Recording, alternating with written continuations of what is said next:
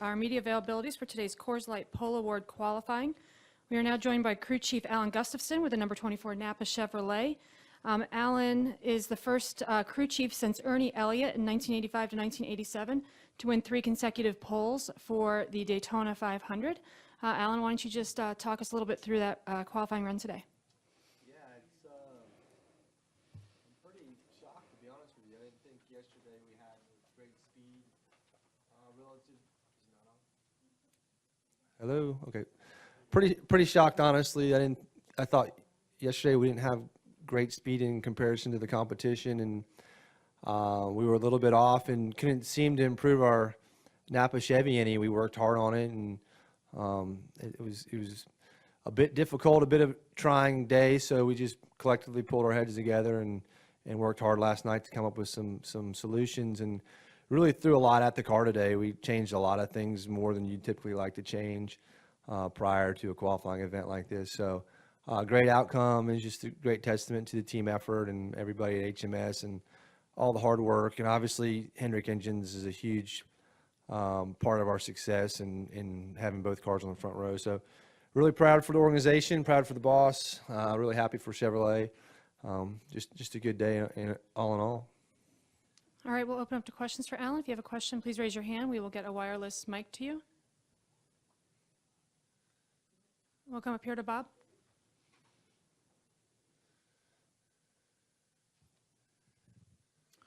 Bob Hawkers, ESPN. I have a couple. The first is just, well, what can this do for your team's kind of psyche going into next week?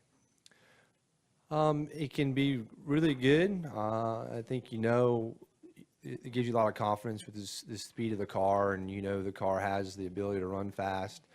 But ultimately, based on what we saw today, really I think it was pretty fortunate for all of us to race today in the day to know what the track conditions would be like. So, you saw today the cars are going to have to handle and drive well. So the good news is we have the speed in our car, and I think we're going to have to work hard on it to get it to handle.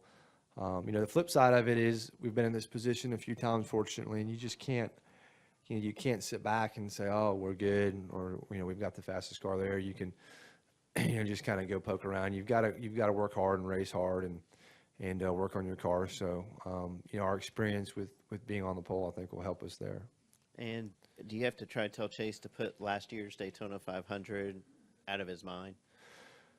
No, I don't think so. It was, the whole week was I don't know that it was our worst performance all year, but it was probably one of the toughest weeks because there was just a lot of tension and, unknowns. And that was maybe the only time all year I saw some of the pressure affect him. So I don't think he necessarily needs to put it out of his mind. I think he needs to learn from it, which I think he has. And that'll have him better prepared to go on Sunday.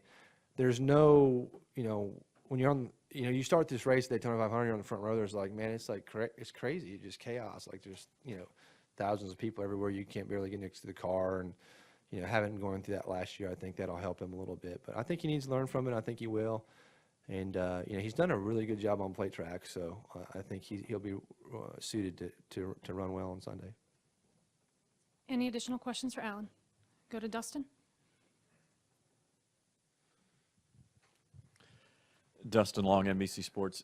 Alan, in the clash today, we saw Jimmy spin off a 4 on his own. We saw it happen with the Hendrick cars last year. So and I know it's different cars and different rules, but it's easy to start connecting dots.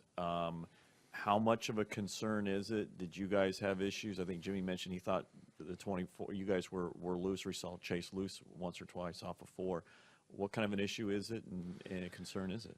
It's a concern. I think the crash last year was indicative of some car performance things. I don't think, last year we had to race the 150s at night, and that was the only opportunity that when we raced 150s at night, we'll do that again, assuming weather is good. But that was our only opportunity on track to really get the car balanced, and the cars just drive so much better at night.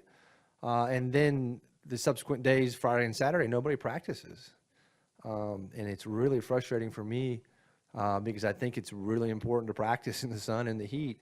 So last year, I don't think we had the car very good for Chase to start with Daytona 500. due to lack of practice and just kind of lack of experience with him and what he was going to need in the car. So racing today was a big deal. We went to July, even though that's at night. It's a much slicker race. July race in 16. We brought kind of a different philosophy in a different car setup, and the car handled and drove really well. We ultimately got in a crash, but we're going to lean on that. So this is a long-winded way of saying, we have things in place to try to improve that, and we're very aware of it. And this car we brought this car specifically for that reason and expected to take some hit today. So I'm really surprised we were able to run as well as we did today.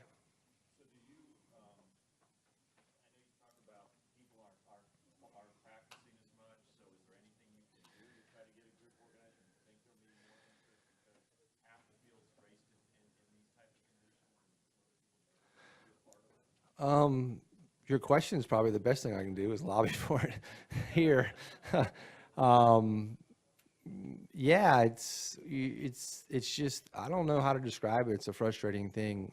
I think you need 20 cars, at least. And if you don't have 20 cars, you're probably not going to get a great read on what your car is going to do. And really, you need to have 20 cars for more than 5, 6, 7 laps at a time. So obviously, there's inherent risk with that. We know that.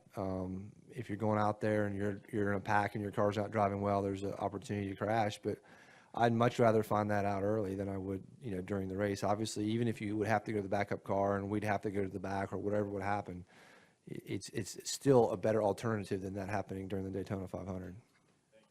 Sure. We'll go over to Caleb and then up front to Godwin.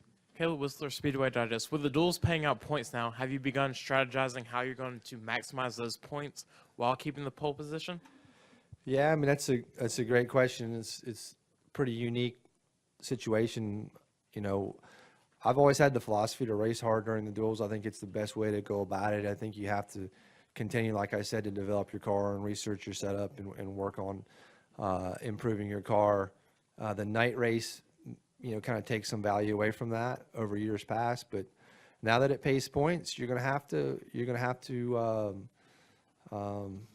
look at it a little bit differently and focus on trying to win it. That would be great.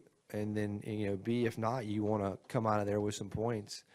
In the past, I can think of a situation with both Jeff and Mark when we were on the front row. I don't know if we're on the poles or not, but, at the end of the race, when you're 4th, 5th in line and it's pretty dodgy, we just would bail out. In the last lap, I remember Mark bailing out off of 4 and just coming, to the bottom. And ultimately finishing, wherever it was, 20th place, but saving the car because he thought there was a potential for a crash, and obviously you can't do that anymore. We'll take a final question for Alan from Godwin. You're from Daytona. This is your home track. You get an extra little bit of satisfaction when you have an accomplishment here? Yeah, for sure.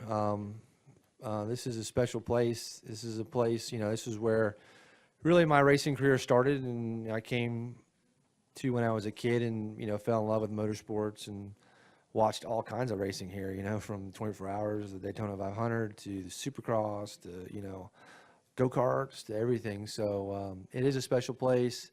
It's bittersweet for me because we've had really great success on qualifying day and not great success on the Daytona 500. So I really want to try to find a way to get a win in the Daytona 500 and have some success on Sunday of the race. So we're going to work hard on that. That's the ultimate goal. But it's nice. Anytime you can accomplish anything here, it's one of those things that you're obviously very proud of. You can see today, everybody brings their best effort. Everybody brings their best stuff. Everybody does everything they can do. It's amazing to me how close the times are. I mean, it's just unreal to run around here and have times and speeds that close. So proud of that. But, our focus is still for the 500 and A, getting a good finish and B, trying to win it. All right, Alan, thanks for joining us today, and good luck next week. Thanks.